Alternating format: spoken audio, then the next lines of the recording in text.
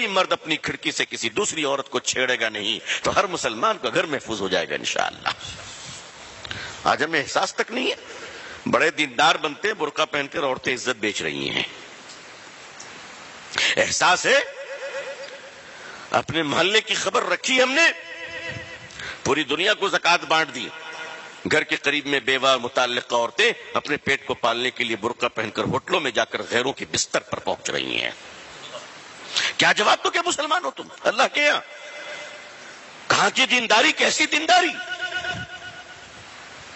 ان چیزوں کو روکنے کی ترکیب یہ ہے کہ ضرورتوں کو پوری کیجئے، ورنہ غریبی آدمی کو شرک اور کفر کے دروازے تک پہنچا دیتی ہے۔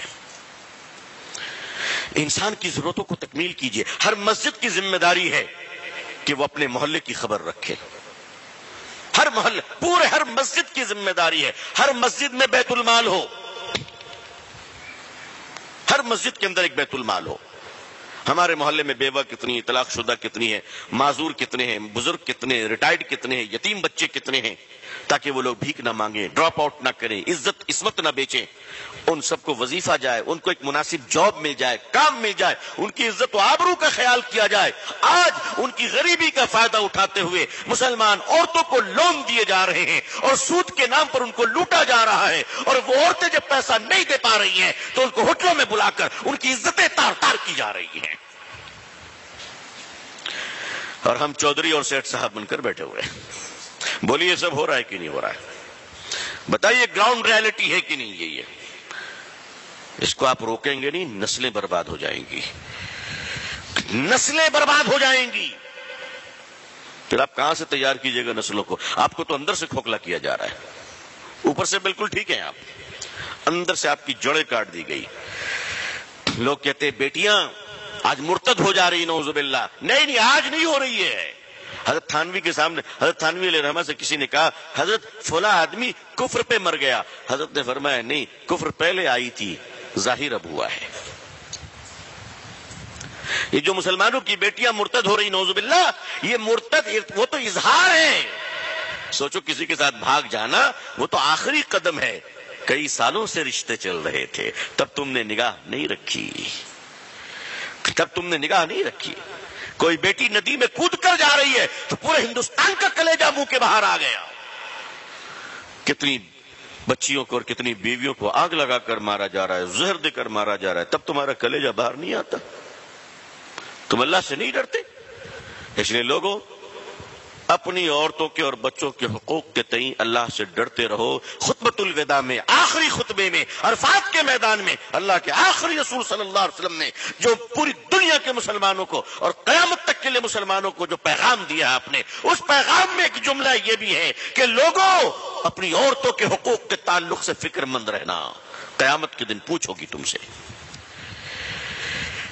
اپنی بیٹیوں کو جائیداد میں حصہ نہیں دیتے، ہاں،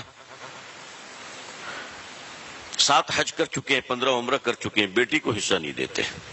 باپ مر گیا تو بھائی حصہ نہیں دیتا، جبکہ باپ کی جائیداد میں بیٹی کا حصہ ہے۔ یہ فیصلہ مولوی کا ہے یا اللہ کا ہے؟ بولو بھائی، اللہ کا ہے۔ یہ شریعت مولوی کی ہے یا رسول اللہ کی ہے صلی اللہ علیہ وسلم؟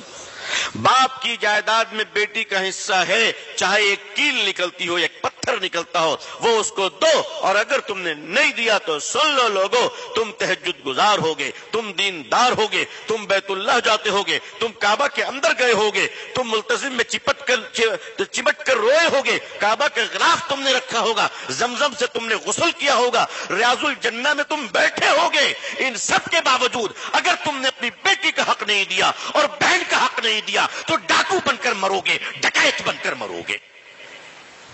تمہارا شمار ڈکیت میں ہوگا، ڈاکوؤں میں ہوگا، خاندان میں، نسلوں میں آگ لگ جائے گی، اس مال میں کبھی برکت نہیں ہوگی۔ اس لیے عزیزان ملت، یہ مہم چلائیے کہ ہم اپنی بیٹیوں کا حصہ دیں گے جائیداد میں انشاءاللہ۔ ہماری بیٹیاں کیوں بھاگیں گی کہیں اگر ہم انصاف کریں؟ اللہ ہماری بیٹیوں کے ایمان کی حفاظت فرمائے، اللہ ہم سب کے اور آپ سب کی بیٹیوں کی حفاظت فرمائے۔ دیکھیے آگ کیسے کیسے لگی ہے، آج ایک موبائل فون میں ہمارے بچے آج اتنے کمزور ہیں، آج ان کی تربیت اتنی کمزور ہم نے کی ہے کہ کوئی بھی آدمی ایرا غیرہ نتھو خیرہ آوارہ لچا لفنگا ایک موبائل دے کر مسلمان کی بیٹی کو خرید سکتا ہے؟ اتنا نیچے اور اتنا گھٹیا ہو گئے ہم، اتنا نیچے گر گئے ہم کہ یہ ایسا تو نہیں کہ ہماری کمائی مشکوک تو نہیں ہے؟ نعوذ باللہ. غور کرنے والی بات ہے.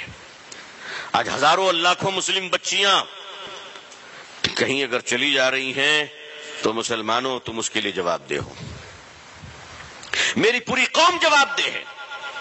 مالدار اپنی بیٹی کی شادی میں دیکھ پر دیکھ چڑھاتا ہے، ایم پی پہ ایم پی کھا رہے ہیں، ایم ایل اے پہ ایم ایل اے آ رہا ہے، کاؤنسلر آ رہے ہیں، سارے لوگ آ رہے ہیں. واہ واہ کیا پنڈال ہے، کیا خرچ ہے. دو دیکھ کھانے جو ہے وہ ضائع بھی ہو گئے، برباد بھی ہو گئے، کھانا پھینکا جا رہا ہے، کھایا جا رہا ہے، گرایا جا رہا ہے. اور وہ پیسوں کی بہتات ہے اور وہ پیسوں کی فراوانی ہے اور وہ دکھاوا اپنے مالداری کا، اور بارات آ رہی ہے اور پٹاخے اور آتش بازیاں ہو رہی ہیں اور بڑے بڑے قیمتی ہال اور ہوٹل لیے گئے ہیں. اور وہیں پر اگر کوئی مسلمان بچی اپنی غربت کی وجہ کر شادی نہیں ہو پا رہی ہے اور اس کا غریب بوڑھا باپ مسجدوں میں کھڑا ہو کر کہتا ہے کہ میرے بھائیوں میری بیٹی کی شادی ہے، مدد کرنے کے لیے مجھے کچھ بھیک میں دے دو تاکہ میں اپنی بیٹی کی شادی کر لوں. جس قوم اور سماج میں ایک مسلمان اپنی بیٹی کی شادی کرنے کے لیے مسجدوں میں بھیک مانگتا ہو، اس قوم کے مالداروں کو ڈوب مرنا چاہیے، ڈوب مرنا چاہیے. غیرت آنی چاہیے، شرم آنی چاہیے. آپ پورے ہندوستان کو پیسہ بانٹو، میں منع نہیں کرتا، لیکن کیا آپ کے احمد آباد کی غربت غریبوں کا خیال ہو گیا؟ آپ کے یہاں کے بیوہ اور طلاق شدہ اور معذور اور مجبور اور یتیم بچے ساروں کی کفالت ہو چکی ہے؟ آپ سے پوچھا جائے گا. آپ کے پڑوسیوں کے بارے میں، آپ کے شہر کے بارے میں آپ سے پوچھا جائے گا. آج مالداروں کے بچے اسکول جاتے ہوئے 100 روپے کی چاکلیٹ کھا لیتے ہیں، وہی ہمارا غریب بچہ اپنے پیٹ کو پالنے کے لیے اسکول سے ڈراپ آؤٹ کرتا ہے اور پنچر کی دکان پہ کام کرتا ہے. ہمیں شرم نہیں آتی؟ ہمیں غیرت نہیں آتی؟